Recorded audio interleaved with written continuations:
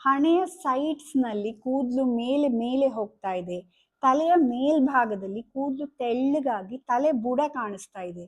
ಎಲ್ಲಿ 30 ವರ್ಷದ ಒಳಗೆ ಬಕ್ಕ ತಲೆ ಆಗೋಗತ್ತೋ ಅಂತ ಭಯ ಇದ್ರೆ ಈ ವಿಡಿಯೋ ನಿಮಗಾಗಿ. ನನ್ನ ಹೆಸರು ಡಾಕ್ಟರ್ ಪ್ರೀತಿ ನಾಗರಾಜ್. ನಾನು 17 ವರ್ಷದಿಂದ ಸ್ಕಿನ್ ಸ್ಪೆಷಲಿಸ್ಟ್ ಆಗಿ ಪ್ರಾಕ್ಟೀಸ್ ಮಾಡ್ತಾ ಇದ್ದೀನಿ. ಪುರುಷರಲ್ಲಿ ಮೋಸ್ಟ್ ಕಾಮನ್ ಆಗಿ ನೋಡುವಂತ ಕೂದಲು ಉದುರುವಿಕೆಗೆ ನಾವು ಮೇಲ್ ಪ್ಯಾಟರ್ನ್ ಹೇರ್ ಲಾಸ್ ಅಥವಾ ಆಂಡ್ರೋಜೆನೆಟಿಕ್ ಆಲೋಪೇಶಿಯಾ ಅಂತ ಹೇಳ್ತೀವಿ.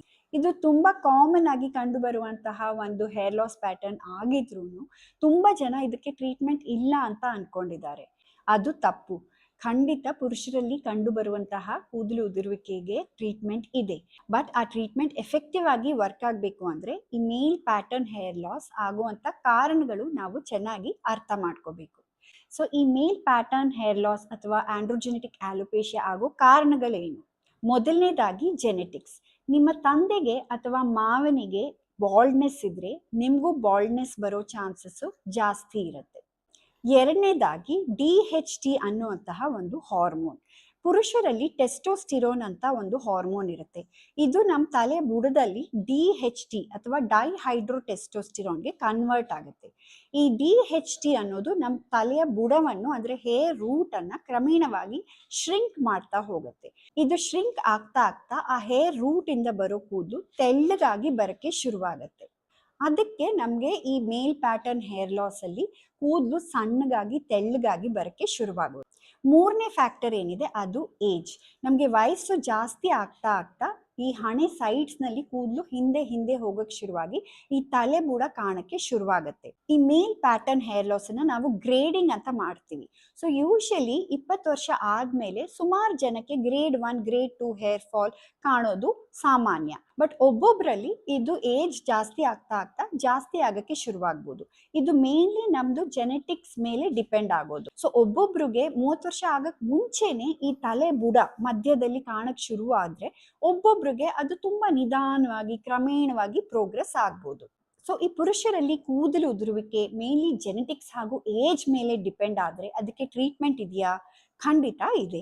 ಮೊದಲನೇದಾಗಿ ಮಿನಾಕ್ಸಿಡಿಲ್ ಅಂತ ಒಂದು ಔಷಧಿನ ನಾವು ಈ ಮೇಲ್ ಪ್ಯಾಟರ್ನ್ ಹೇರ್ ಲಾಸ್ ಟ್ರೀಟ್ಮೆಂಟ್ ನಲ್ಲಿ ತುಂಬಾ ವರ್ಷದಿಂದ ಯೂಸ್ ಮಾಡ್ಕೊಂಡು ಬಂದಿದೀವಿ. ಇದು ಸೊಲ್ಯೂಷನ್ ಫಾರ್ಮ್ ಮತ್ತು ಟ್ಯಾಬ್ಲೆಟ್ ಫಾರ್ಮ್ ಎರಡರಲ್ಲೂ ಸಿಗತ್ತೆ. ಬಟ್ ಒಂದು ಡರ್ಮಟಾಲಜಿಸ್ಟ್ ಸಲಹೆ ಪ್ರಕಾರನೇ ಈ ಮಿನಾಕ್ಸಿಡಿಲ್ ನ ಶುರು ಮಾಡಬೇಕು. ಮಿನಾಕ್ಸಿಡಿಲ್ ನಾವು ಬುಡಕ್ಕೆ ಹಚ್ಚಕ್ಕೆ ಶುರು ಮಾಡಿದಾಗ ಇದು ಹೇರ್ ಶ್ರಿಂಕೇಜ್ ಅನ್ನ ಸ್ಲೋಲಿ ಪ್ರಿವೆಂಟ್ ಮಾಡಿ ನಿಧಾನಕ್ಕೆ ಈ ಹೇರ್ ರೀಗ್ರೋತ್ ಅಲ್ಲಿ ಹೆಲ್ಪ್ ಮಾಡುತ್ತೆ. ಡೆನ್ಸಿಟಿ ಇಂಪ್ರೂವ್ ಆಗುತ್ತೆ. ಎರಡನೇದಾಗಿ ಈ DHT ಹಾರ್ಮೋನ್ ಕಡಿಮೆ ಮಾಡುವಂತ ಔಷಧಿಗಳು ಸಿಗತ್ತೆ. ಬಟ್ ಇದನ್ನು ನೀವು ಒಂದು ಡರ್ಮಟಾಲಜಿಸ್ಟ್ ಸಲಹೆ ತಗೊಂಡೇನೆ ಶುರು ಮಾಡೋದು ಉತ್ತಮ. ಮೂರನೇದಾಗಿ ಕ್ಲಿನಿಕ್ ನಲ್ಲಿ ಮಾಡುವಂತಹ ಪ್ರೊಸೀಜರ್ಸ್ ಹಲವಾರು ಈಗ ಬಂದಿವೆ.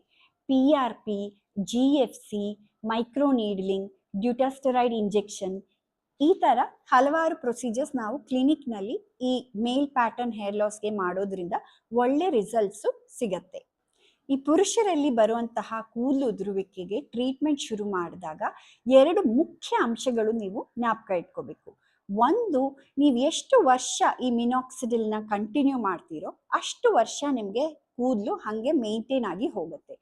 ಸಪೋಸ್ ನೀವು ಈ ಮಿನಾಕ್ಸಿಡಿಲ್ ನ ಸ್ಟಾಪ್ ಮಾಡಿದ್ರೆ ಅದ್ರ ಇನ್ಫ್ಲುಯೆನ್ಸ್ ನಲ್ಲಿ ಬಂದಿರುವಂತಹ ಕೂದಲೆಲ್ಲ ಮತ್ತೆ ವಾಪಸ್ ಹೋಗಿ ಮತ್ತೆ ಹಳೆ ತರ ಆ ಪ್ರೋಗ್ರೆಷನ್ ಕಂಟಿನ್ಯೂ ಆಗಕ್ಕೆ ಶುರುವಾಗತ್ತೆ. ಇದು ಮೇನ್ಲಿ ಜೆನೆಟಿಕ್ ಆಗಿರೋದ್ರಿಂದ ಇದನ್ನ ನಾವು ಕಂಪ್ಲೀಟ್ ಆಗಿ ಸ್ಟಾಪ್ ಮಾಡಕ್ಕೆ ಆಗಲ್ಲ. ಸೊ ನಿಮ್ಗೆ ಎಷ್ಟು ವರ್ಷ ಕೂದಲು ಬೇಕೋ ಅಷ್ಟು ವರ್ಷ ಮೆಡಿಸಿನ್ ನ ಕಂಟಿನ್ಯೂ ಮಾಡಲೇಬೇಕಾಗತ್ತೆ. ಎರಡನೇ ಇಂಪಾರ್ಟೆಂಟ್ ಪಾಯಿಂಟ್ ಅಂದ್ರೆ ನಿಮ್ಗೆ ಈ ಕೂದಲು ಉದುರುವಿಕೆ ಶುರುವಾಗೋ ತಕ್ಷಣ ಟ್ರೀಟ್ಮೆಂಟ್ ಶುರು ಮಾಡೋದು ಉತ್ತಮ. ತುಂಬಾ ವರ್ಷ ಆದ್ಮೇಲೆ ಈ ತಲೆ ಬುಡ ಕಾಣಕ್ಕೆ ಶುರುವಾದ್ಮೇಲೆ ನೀವು ಟ್ರೀಟ್ಮೆಂಟ್ ಮಾಡಕ್ ಹೋದ್ರೆ ಮೆಡಿಸಿನ್ಸ್ ಯೂಶಲಿ ವರ್ಕ್ ಆಗೋದು ಕಡಿಮೆ. ಅವಾಗ ನಾವು ಹೇರ್ ಟ್ರಾನ್ಸ್ಪ್ಲಾಂಟೇಶನ್ ಅನ್ನೋ ಸರ್ಜಿಕಲ್ ಪ್ರೊಸೀಜರ್ಗೆ ಹೋಗ್ಬೇಕಾಗಬಹುದು. ಸೊ ಈ 2 ವಿಷಯಗಳು ಗಮನದಲ್ಲಿ ಇಟ್ಕೊಳ್ಳೋದು ಮುಖ್ಯ. ಈ ವಿಡಿಯೋ ನಿಮ್ಗೆ ಉಪಯೋಗ ಆಯ್ತು ಅಂದ್ರೆ ಇದನ್ನ ಲೈಕ್ ಮಾಡಿ, ಶೇರ್ ಮಾಡಿ, ಸಬ್ಸ್ಕ್ರೈಬ್ ಮಾಡಿ.